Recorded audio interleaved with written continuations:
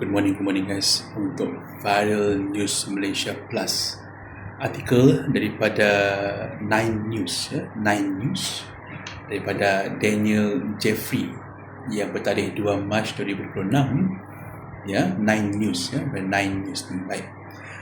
The timeline of events leading up to the US-Israel strike on Iran and the death of the supreme leader. So kita melihat timeline yang mengarahkan kepada apa yang berlaku sekarang ini. Okay, timeline. Kalau kita nak baca semua pun agak panjang, jadi kita cuma ambil poin-poin je lah, poin-poin saja ya. Baik, kita mulakan dengan ni. Baik, pada tahun 1953, Iranian Prime Minister Mohammad Mossadegh is overthrown in a UK instigated US-supported coup aimed at protecting British oil interests. Okay, ini pada tahun 1993. His removal strengthens the power of the monarch under Shah Muhammad Reza Pahlavi, but also anti-American and anti-British sentiments in the country. Okay, baik. And then pada tahun 1979, the Shah, who is by now deeply unpopular, is overthrown in the 1979 Iranian Revolution. The Islamic Republic of Iran is formally established with Ayatollah Ruhollah Khomeini, the first supreme leader.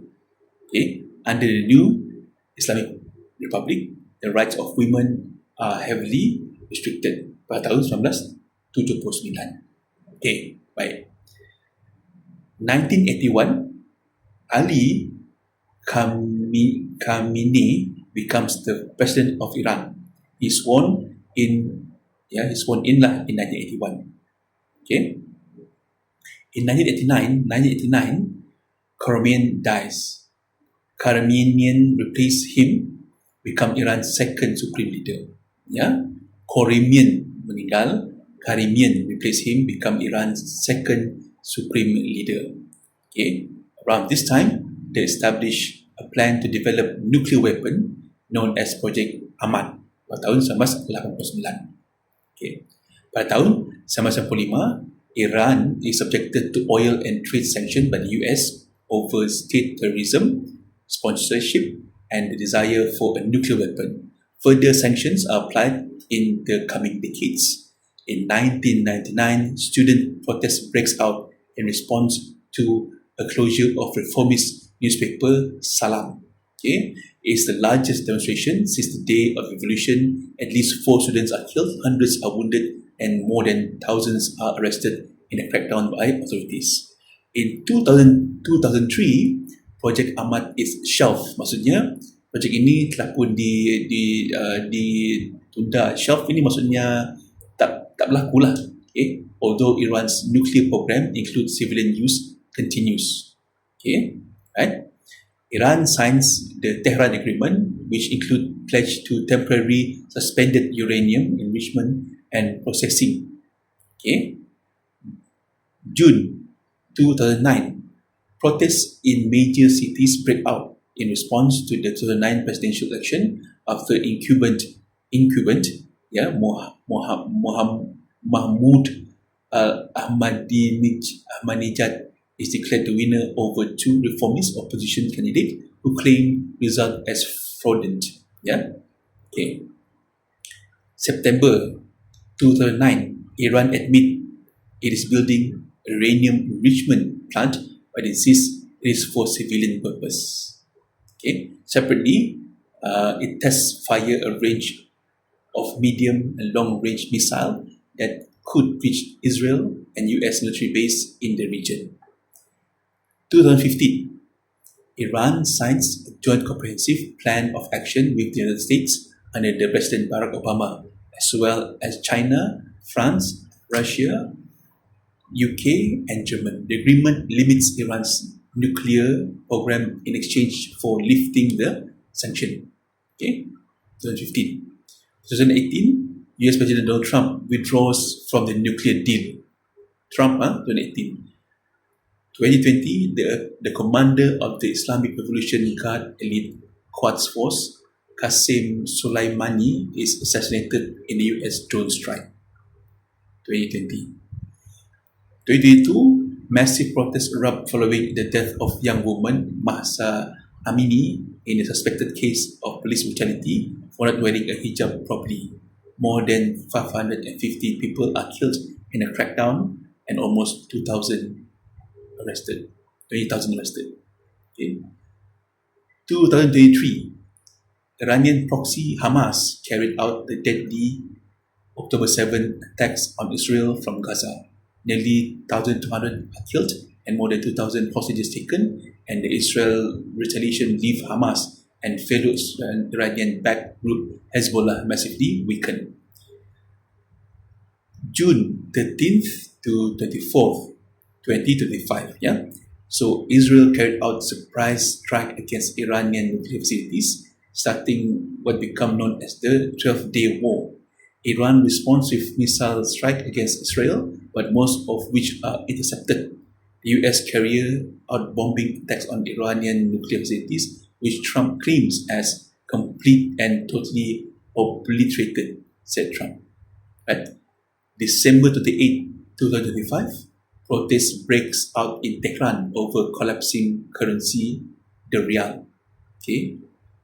Early January 2026, the protests grew into nationwide demonstration, the largest in Iran since the revolution.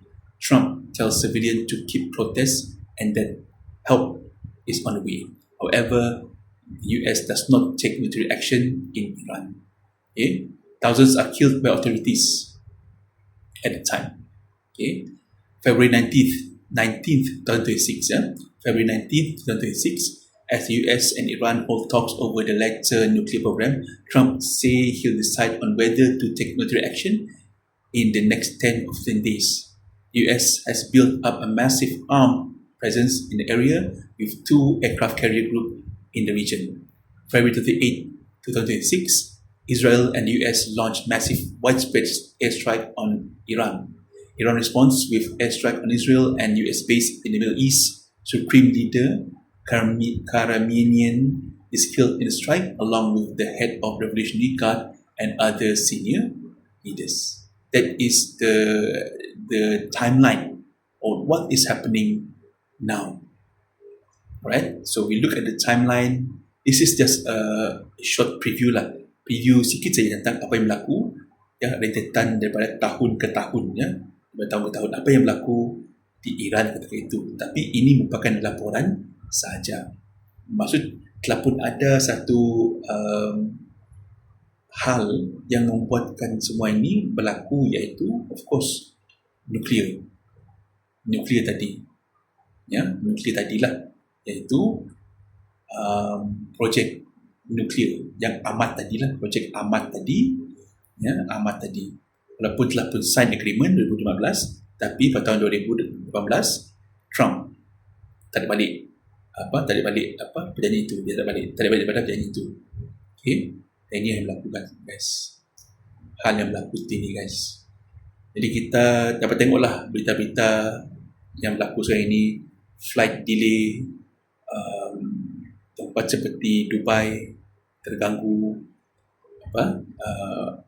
perkhidmatan terganggu, jemaah yang nak menaikkan haji dan sebagainya terganggu juga. Dan setelah ini berlaku, mungkin impactnya akan terasa lah pada semua dunia, terutama sekali tentang minyak, especially about oil lah. Itu saja kita hari ini untuk Viral News Malaysia Plus. Okay, kita akan menyusul semula dengan laporan yang seterusnya. Cuba saya rasa ini merupakan permulaan lah kepada berita kita lah untuk seminggu ini lah. Tengoklah perkembangan yang seterusnya lah. Tapi yang penting kita tahu timeline kepada insiden ini. Timeline, kita tahu apakah rentetan cerita hingga yang berlaku pada sekarang ini.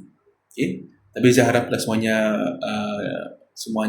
kembali kepada keadaan yang selamat lah, dan kita doakan terbaiklah kepada semua terbaik pada rakyat Malaysia di sana. Baik.